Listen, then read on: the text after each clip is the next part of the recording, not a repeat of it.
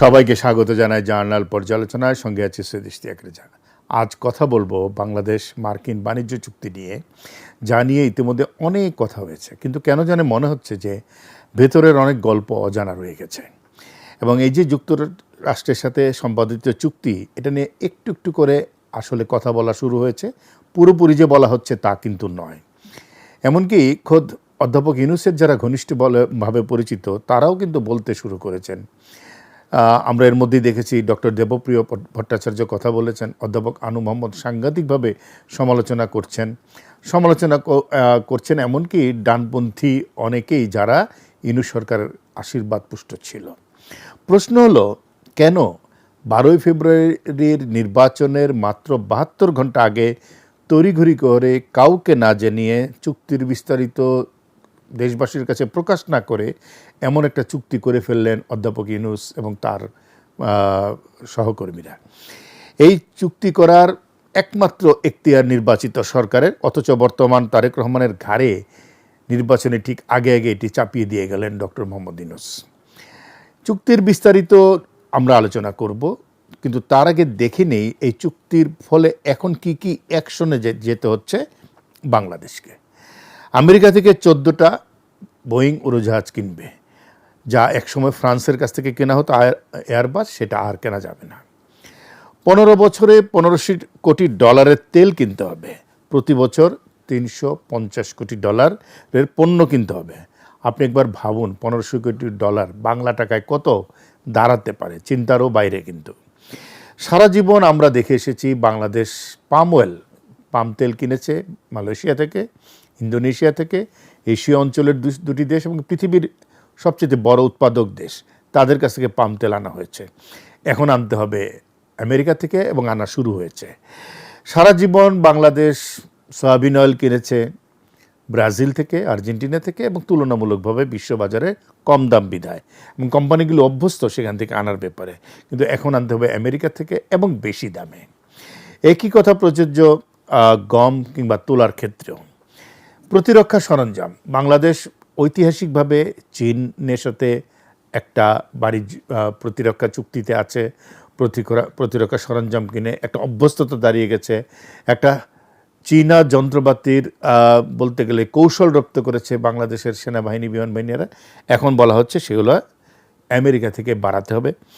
অন্য কোথাও থেকে কেনার ক্ষেত্রে রেস্ট্রিকশনস দেওয়া হয়েছে। বিশেষ করে চীন থেকে যে তুলনামূলকভাবে কম মূল্যে কেনা হতো, তা আর কেনা যাবে বলে মনে হচ্ছে না। আমেরিকার কোনো পণ্যে কোটা থাকবে না, অর্থাৎ বাংলাদেশ কোনো কোটা আরোপ করতে পারে না, মানে অতি অল্প শুল্কে কিনতে হবে। আর যদি কিনতে পারবে না, কিনতে হয় বেশি শুল্ক দিয়ে কিনতে হবে। আমেরিকা থেকে পণ্য আনতে যেসব বাধা আছে সেগুলো দূর করতে হবে। পণ্যের মান নিয়ে প্রশ্ন করা যাবে না, এক অদ্ভুত ব্যাপার। আমি পণ্য আমদানি করব, আমি পণ্যের মান নিয়ে প্রশ্ন করব না, কিন্তু করা যাবে না। কোয়ালিটি যাই হোক সেটাই নিতে হবে, এবং অন্য কোথাও থেকে কিনতে হলে আমেরিকার অনুমতি নিতে হবে। সাম্প্রতিককালে আমরা এরকম কিছু ঘটনা দেখেছি। আমাদের পণ্যের মান বাড়ে কিংবা দাম কিছুতেই কিছু আসা যাবে না, এবং দেশীয় পণ্যে, অর্থাৎ বাংলাদেশের পণ্যে, কৃষিতে ইত্যাদিতে কোনো ভর্তুকি দেওয়া যাবে না। এবং আমরা যাতে তেমন কোনো উন্নত প্রযুক্তির কোনো কিছু করতে না পারি, বলতে গেলে এটি একটি বাধা হয়ে দাঁড়াবে এই চুক্তিটি। এবং আমেরিকা যেখানে যেখানে যে নিষেধাজ্ঞা দিয়েছে সেগুলো কিন্তু মেনে চলতে হবে। অর্থাৎ রাশিয়া থেকে তেল নেওয়া যাবে না, অমুক দেশ থেকে তা নেওয়া যাবে না, এই সমস্ত নিষেধাজ্ঞা মেনে চলতে হবে। আমেরিকা তার নিজের দেশের জন্য নিরাপত্তার ব্যবস্থা যা নেয় এবং যেভাবে ব্যবস্থা করে, সেই তাল মিলিয়ে চলতে হবে বাংলাদেশকে, এবং তাকে ফলো করে যেতে হবে আন্তর্জাতিক প্রতিটি ক্ষেত্রে। আমরা এখন একটু বিশ্লেষণের দিকে যাই। চুক্তির প্রকৃত স্বরূপ যেভাবে আড়াল করা হয়েছে একটা একটা করে দেখি। প্রথমে, এটি কোনো সাধারণ দ্বিপক্ষীয় বাণিজ্য চুক্তি নয়। বাস্তবে এটি অনেক বেশি বিস্তৃত এবং গভীর। বাণিজ্যের বাইরে গিয়ে এটি নির্ধারণ এবং বাংলাদেশের শাসন ব্যবস্থার উপর সরাসরি হস্তক্ষেপ করছে আমেরিকা। বাণিজ্য চুক্তির নাম হলেও এটি আসলে পুরোপুরি কৌশলগত নিয়ন্ত্রণের একটি দলিল। এতে কি কি ঝুঁকি রয়েছে আমাদের? একটা হলো রেগুলেটরি পাওয়ার অর্থাৎ নিয়ন্ত্রণ ক্ষমতা সীমিত হয়ে পড়বে। আমদানি নীতি, মানদণ্ড, ডিজিটাল গভর্নেন্সের বাইরে প্রভাব বাড়বে, মানে আমেরিকার প্রভাব বাড়বে। বাংলাদেশের নিজস্ব সিদ্ধান্ত নেওয়ার ক্ষমতা সেই অর্থে আর থাকবে না। এখানে মূল উদ্বেগটা হলো অর্থনৈতিক সার্বভৌমত্ব বাংলাদেশ সম্পূর্ণভাবে হারাতে বসেছে। ভারসাম্যহীনতা যেখানে যেখানে আছে এই চুক্তিতে আমরা যদি দেখি, বাংলাদেশকে বেশি ছাড় দিতে হচ্ছে, তুলনামূলকভাবে আমেরিকাকে কোনো ছাড়ই দিতে হচ্ছে না। শর্ত না মানলে আমেরিকা পুনরায় শুল্ক আরোপ করতে পারবে। অর্থাৎ একটা চুক্তি যে সমান অংশীদারিত্বের ভিত্তিতে হয় তা এটা হলো না, এই চুক্তি অসম একটি চুক্তিতে পরিণত হয়েছে। কিন্তু এই চুক্তি কি শুধু বাণিজ্য চুক্তি? এর আড়ালে আসলে কি কি আছে? এর আড়ালে আছে কৃষি, ডিজিটাল নীতি, ডেটা নিয়ন্ত্রণের প্রবেশাধিকার। অর্থাৎ আমেরিকাকে সবগুলোতে তাকে আমাদেরকে ছাড় দিয়ে যেতে হবে।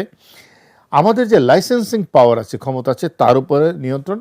তৃতীয় দেশের সাথে কোনো সম্পর্ক করতে গেলে সেটাও আমেরিকা বলে দিবে করা যাবে কি যাবে না।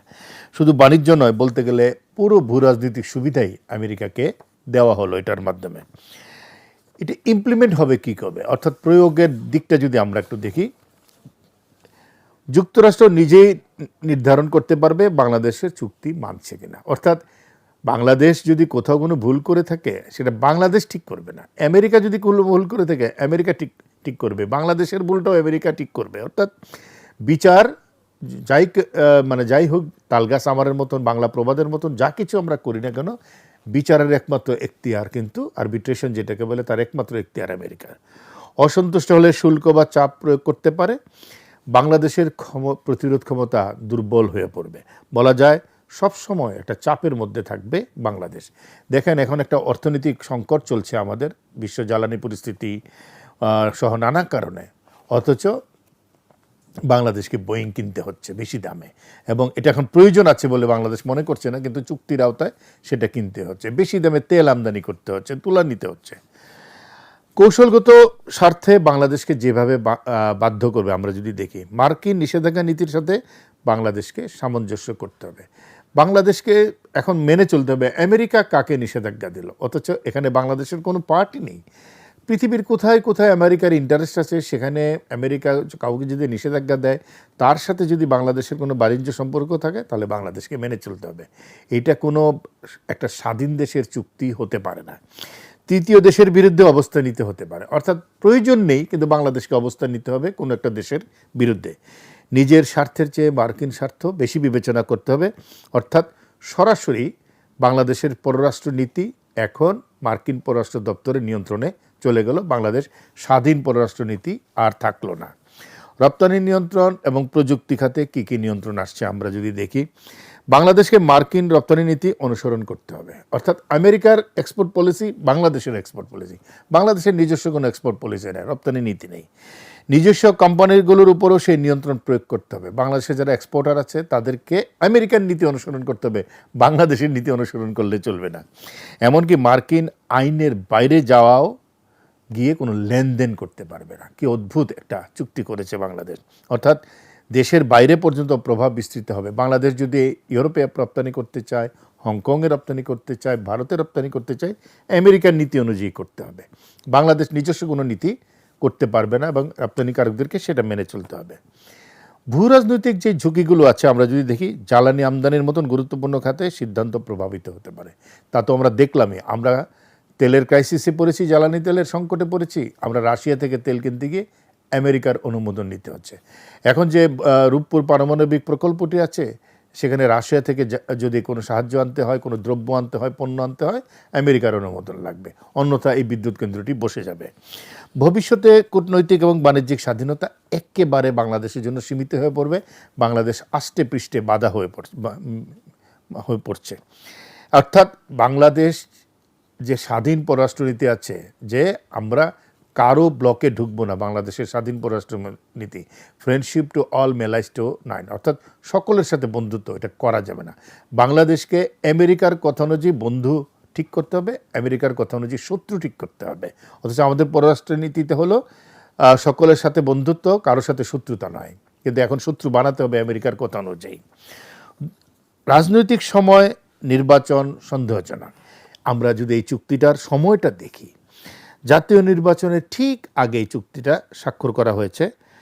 জনসাধারণকে কোনো স্পেস দেওয়া হয়নি আলোচনা করার জন্য, বিশ্লেষণ করার জন্য, এবং বোঝা যায় যে এটা একটা অভিজাত সমঝোতা তৈরি করা হচ্ছে। অর্থাৎ সমাজের উপরের শ্রেণীর যে মানুষগুলো আছেন, ডক্টর ইউনূস, ডক্টর খলিল সহ যারা উপরের কেন্দ্রে বসবাস করেন, তারা আসলে আমেরিকার সাথে একটা চুক্তি করে ফেললেন, যেই চুক্তিতে ভাগ্য নির্ধারিত হবে বাংলাদেশের সাধারণ মানুষের।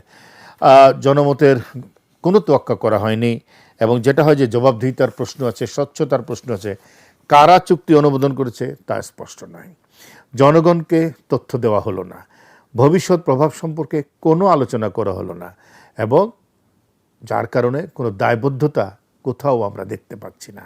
সবচেয়ে বড় কথা, এই চুক্তি নিয়ে বিগত সরকার অর্থাৎ অন্তর্বর্তী সরকারের কেউ কোনো কথা বলছেন না। আমরা দেখতাম নিয়মিত কথা বলেন সাবেক অন্তর্বর্তী সরকারের প্রেস সচিব, তিনিও এখন আর এই বিষয়ে কোনো কথা বলছেন না, বলতে পারছেন না, বলছেন আমরা কিছু জানি না।